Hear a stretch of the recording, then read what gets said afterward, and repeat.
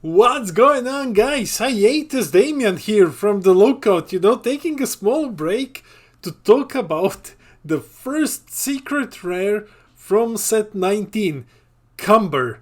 Cumber is finally in the game. Let's talk about it, but before we begin this video, hit that like and subscribe button. We are on our way to 1,500 subs. We're trying to get there by the 26th of November. Now, roll the video. Here he is. Here is the big boy, Evil Saiyan Melis Mate Flash, aka Cumber from Dragon Ball Heroes. Man, 8 cost, 40k, ultimate, auto. If your opponent's life is a 2 or more, when this card is played, look for your opponent's life and send up to 1 card with an energy cost of 7 or less from it to your opponent's warp. Your opponent then shuffles their life, then play up to 1 battle card with an energy cost of 7 or less from your opponent's warp into your battle area with its skills negated for the game. Jesus Christ, what is this? So he has no protection, no deflect. Deflect doesn't matter. You play this guy, you warp a life, but you get to choose what you're warping. It doesn't need to be a battle card. It can be like a unison, it can be an extra card, it can be like a secret rare.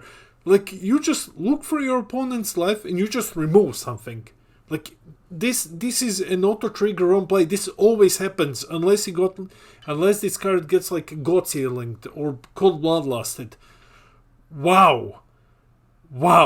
Let's continue with these effects. Auto, once per turn. When your opponent plays a battle card with an energy cost of 7 or less, you may send one of your battle cards to your warp and then you gain control of their card. Wow, only played card. But what you can do here is you can warp one of your cantrips, and let's say they counterplayed something of yours. Let's say they counterplayed with Frieza, Charismatic Villain to destroy something, or with Yamcha, and if you have anything left, you just warp it and you take their counter. That's very cool. You can snatch things that your opponent is playing, so your opponent must always play around this effect. And finally, we need a way to cheat him out, so activate main for 2 black. If your opponent has 3 or more energy, play this card from your hand or warp, then choose one of your opponent's battle cards, ignoring barrier, and send it to the warp. Oh god, this is really there's so much text.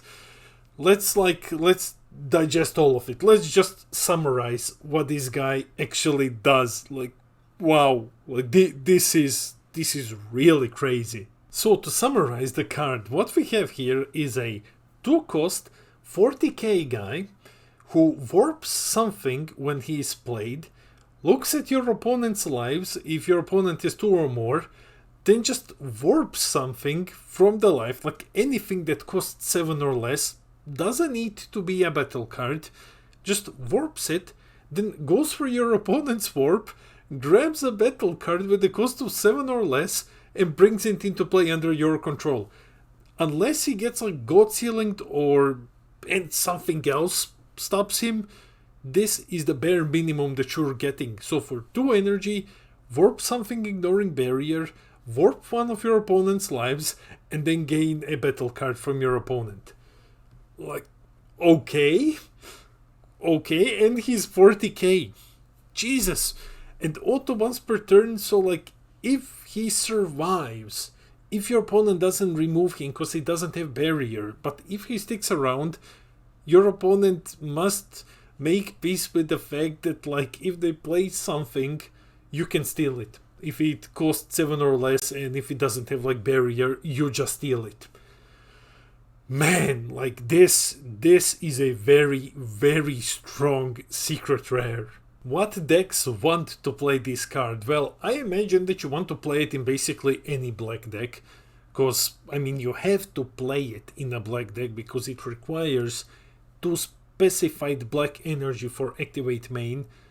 But there is only one deck that really comes to mind, and that is the old Mexicabura leader, the one that can steal something from your opponent.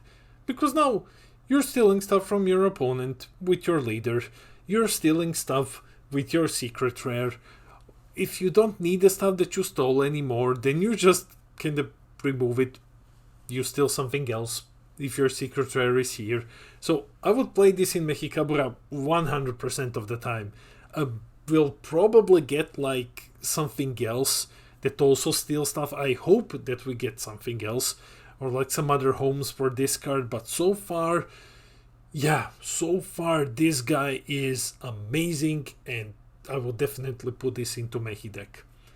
What else? I don't know where else to place it. We will see what comes out this set. Finally, future implications. What does this mean? Well, if you've been playing this game for long enough, you would know that black secret rares usually hint something that is to come in the following set, which means that if we take this as a confirmation of what's to come, that means that now we're seeing the end of the Dark Empire saga.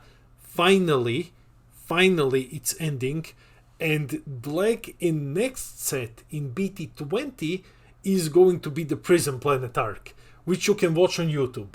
So like if you haven't seen it, go watch it on YouTube. It's not amazing, but like it's fun. So yeah, we are entering the Prison Planet saga. That's gonna be awesome. That's it for the video. Leave a comment down below. Are you hyped for this secret rare? I'm currently on hiatus, but I will try to reply as fast as I can. I read all of your comments, I try to respond to everything. I love our little community.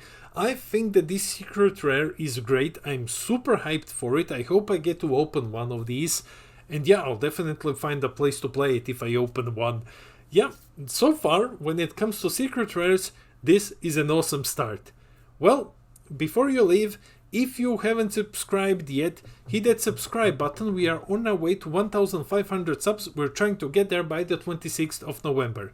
This has been Damien from The Lookout, and I'll see all of you in the next video.